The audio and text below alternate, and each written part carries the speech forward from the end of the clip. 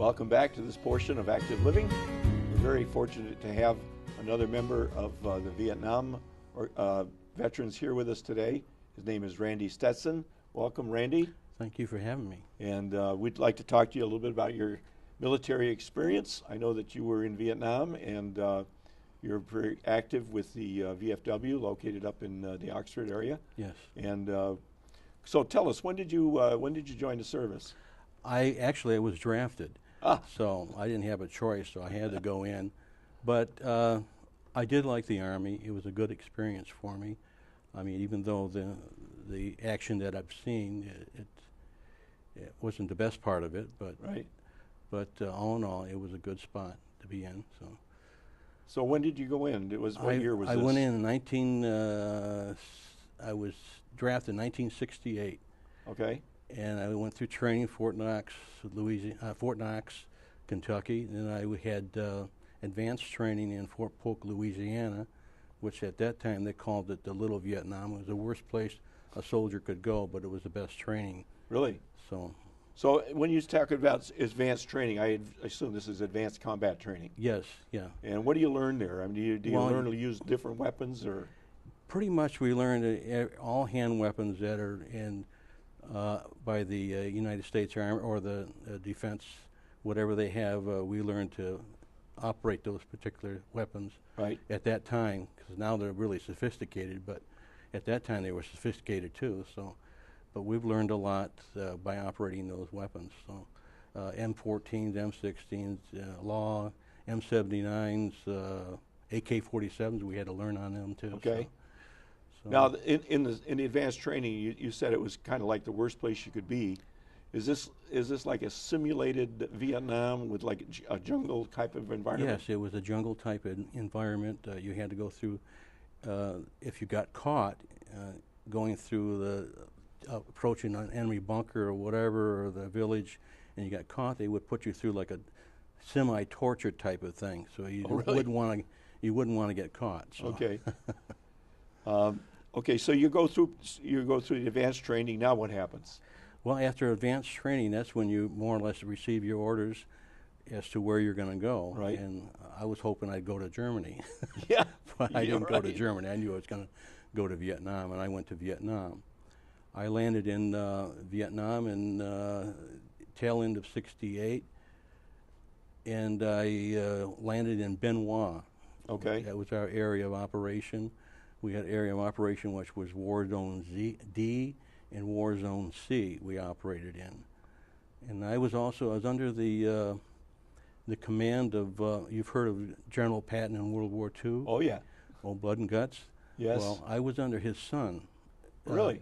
Yes. And his son is probably trying to outdo his dad, right? Well, he did a good job. I don't think he could outdo him, but he did a very good job. He wound up as a general too, but at that time he was only a colonel. Okay. And I had a lieutenant in the Army who was my lieutenant. He wound up as the Secretary of the Army under Bush II. I'm not sure if he was 42 or 41. Okay. But he wound up as Secretary of the Army. So I was really impressed when I found that out. So you taught him well. Yeah, I guess, or he taught me. Either way. But he was a good man. So now you land there, and I assume you're assigned to a division of some type or a company. Yes, I was assigned to the 11th Air Cab, which is a special operations unit. Basically, over there at the time, the particular part of it that I was in was called an ARP, or an Long Range Reconnaissance Patrol. Okay. I wound up in that particular type of unit. I didn't know I was going to wind up in that unit, okay, but I did volunteer for it. And I remember going into the finance department in Vietnam, and I was with my two other guys there that I was with, and these other guys come in, and they got these camouflage uniforms on, and I'm looking at it, and I said, hey, look at those guys, man, they really been through the battle, or whatever. And then they look at the finance officer, then he looks at us, and he starts walking over to us, and he walks over to us, and he says, welcome. So that was a unit that I wound up in. So, when you say advanced reconnaissance, that means that you go out in advance of any combat action that's going to be taking place. Right. We were a recon outfit. Basically, our area of operation, we had to be airlifted with a helicopter into the areas what we went into to recon and work our way in and find out any type of enemy activity. If we found an activity, either we would hold our ground or not be seen, hopefully. But Right. most of the times we were seen and hold our ground, and then we'd radio in for heavier artillery or whatever they'd pull us out, and then we'd wind up going somewhere else. So basically, you guys were airlifted into enemy territory. Yes. And dropped behind enemy lines if there was such a thing in Vietnam. Well, there really wasn't, but you No, I just know had to there really wasn't, but- search through the jungle and find these guys. We had a famous saying, but I won't say it. I don't think it'd be proper to say it on We might be TV. able to bleep it out. Who knows? But anyway, it sounds to me like a pretty dangerous job. Yes, it was a dangerous job. Your life expectancy wasn't very long. That's why they needed quite a few men. So Few recruits. recruits, right? Right, right. So you end up going back there, and I assume you get in some firefights.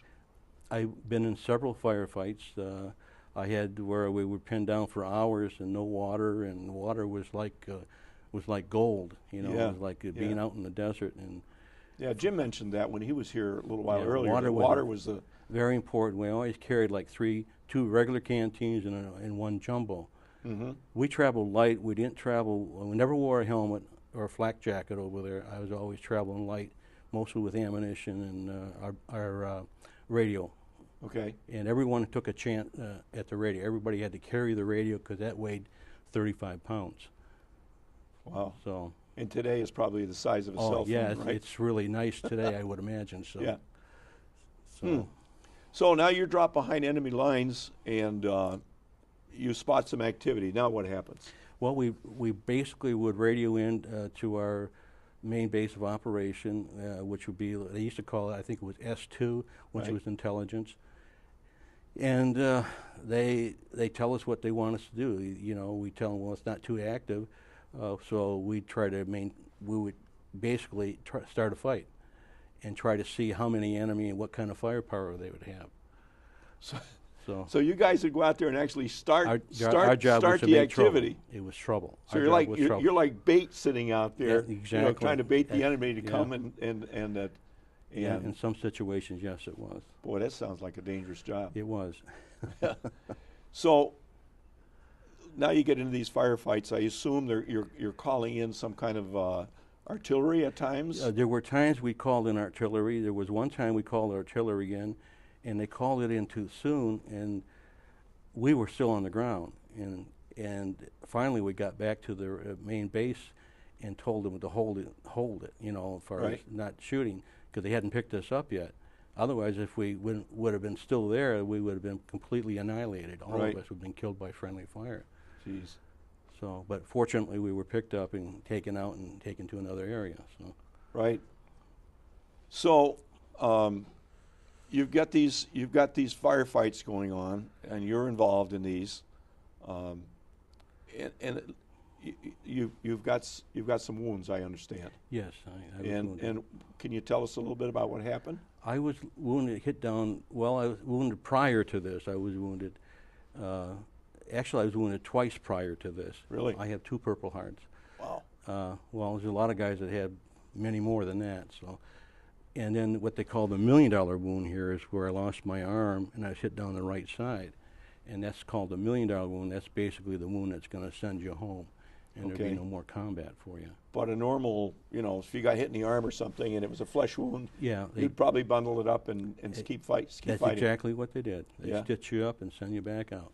Wow. So maybe give you a day off. So. Jeez. What happened with the arm? Can you? I can go into a little bit of that. I don't really like to talk about a whole lot. But, Okay, then I but won't. it's fine. I'll talk. I mean, I was approached the bunker complex we went into. It was heavily fortified, and we got really pinned down. It was more active than we realized.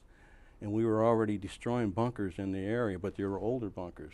Okay. Then we ran across some newer bunkers, and they were active, and that kind of pinned us down. I had 3 men that were pinned down by a bunker, and they're kind of seriously wounded. So I had to take the bunker out. I took the bunker out and pulled the 3 men back to what they call a bomb crater at that time. It was Right. After B-52s would go in, there'd be bomb craters all over the place. Right. But we used that as a place where I could bring them to, and I took them there and took the bunker out. And then we had a load ship that was trying to come in to pick up these wounded men, and he was hit with an RPG, and it crashed and landed and blew up. Wow. But the 3 men that I pulled out are alive. Survived? They survived. So.